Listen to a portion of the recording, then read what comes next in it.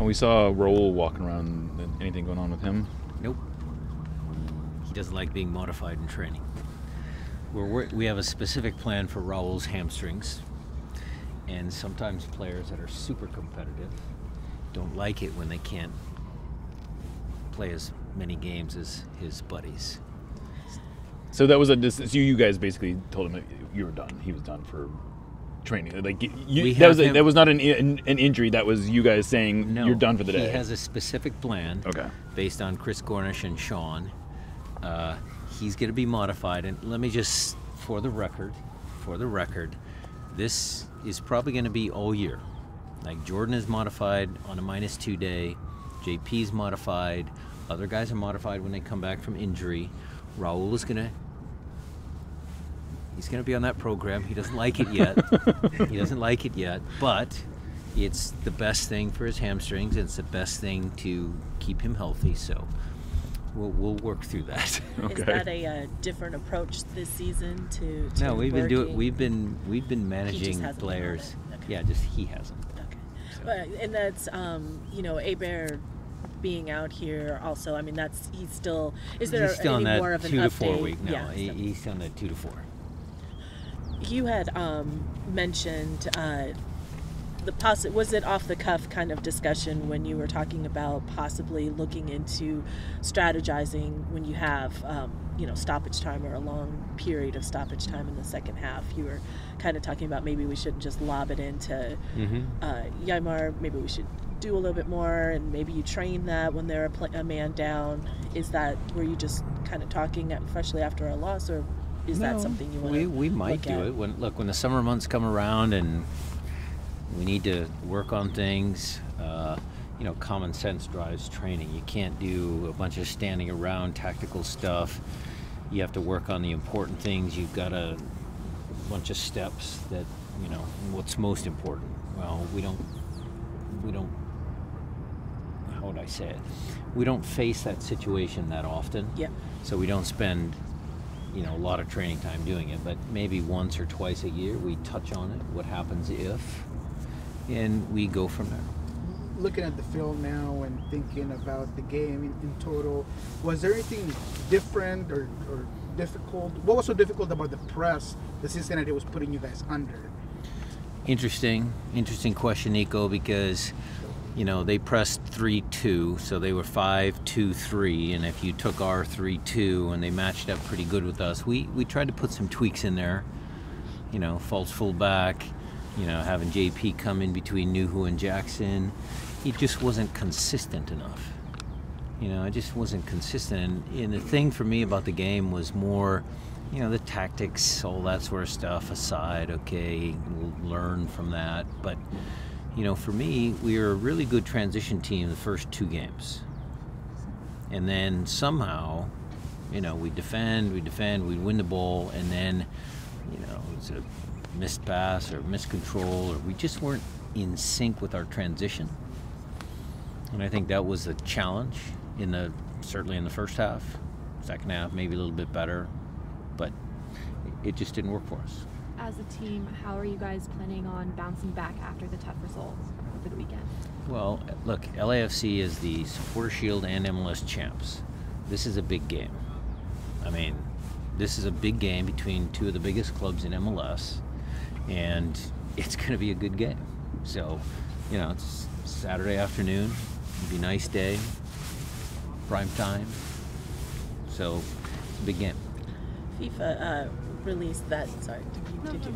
FIFA released just like some updates, and it looks like that you will be able to, or you will have qualified for the Club World Cup in 2025. I know it's far away off, but what's your kind of reaction to that? Well, I haven't seen it in detail. I saw it on Matt's phone because it came out. I know people were tweeting about it and saying something. What I would say, Jada, is I'm super excited and super pumped to be involved in the Club World Cup.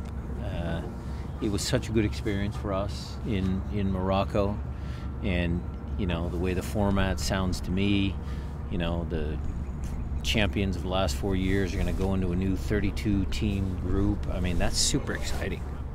I mean, I know it's a long ways away, but it's something to look forward to. And I think the club earned that right to play in the new format. And we're just super excited about it. Does it kind of make it more something to target, not just winning the CCL, but, or is it, just winning the CCL? Look, we still want to do well in league standings, Open Cup, Cascadia Cup, all of those. I think it's a little too far off to start thinking about that. I mean, who knows? Maybe we figure out a way how to sneak in the Champions League, again. Open Cup, Supporter Shield, MLS Cup winners in the 24 season. You never know. Going back to this LAFC game, Big they're game. red hot. Yeah. What are your expectations? Early expectations of this game? Well, tactically, strategically. Well, tactically they're still 4-3-3, but they're going to have a busy week, so we'll see who they play. We obviously know who they played on the weekend. See what they do against Alajuelense, and then they'll come to us, and he'll have to rest some guys, but it's still a team that's 3-0. Still the defending champs. So again, it's a big game, and I hope to see everybody out there. We need the fans. Is this a derby? Does it feel like a derby? Does it feel like a Classico? Between these It feels like a game against two of the biggest clubs in the league. That's what it feels like to me. I mean, the derby game's still Portland, Vancouver. Those are the derby games, but it's a big game. You've spoken about turning Lumen Field into a fortress this season. How important will it be to continue the strong start at home against a team like LAFC? Very important. I mean, we have to shrug off the loss on the road and go back to having good home form. And, the thing for me is always, if the team plays well, we'll win more games than we lose, home or away. So we're really focused on playing up to our potential. And then we'll see what the scoreline says at the end of the game. Do you think this is a big test mentally for the group after this last It's one loss. Yeah. It's one loss. It was a tough game. I mean, I agreed maybe 1-1 would have been a fair result, but, we ended up losing, and we're going to move on. So it's a problem, I don't know what problem is, but it's farther down the roster, right? You changed out some of the guys who traveled with you. Some got played in that Whitecaps Defiance game. Is that how much of a juggling act is that, where you have to decide, is it worth it to bring these guys who might not play a big role for us on the first team versus giving them minutes with the Defiance? And is it as easy as, this is the depth chart and we're bringing the top 20 guys? It's part of what Craig and I have been working on, being a little bit more strategic with some of the young players, and Henry Browner's involved with those conversations. Wade, we have weekly meetings planning for games that are upcoming for Defiance and for us. So it's a new thing that we're trying to just do better. We're trying to develop the players, and we can take the top 20 guys, but then if they don't play, they miss training days, they miss game minutes. So it's something that Craig and I have been working on. You took out JP, moved Christian middle, then Leo Chu was out left. How do you feel like that worked for you? Well, we wanted to get Leo on the field. My choice, JP picked up the yellow, didn't want to risk anything in a fast midfield. He grabbed some, he's pretty experienced, but I thought Christian could do the job in there a little bit, but it was basically to get Chu on the field, and I got to pick one. You're either picking JP or Albert or Nico or Christian. You got to pick one. So It looked like at the end there you had Josh playing as a lone center back and Yamar playing as a number 9. Is that a... It's not something we didn't train.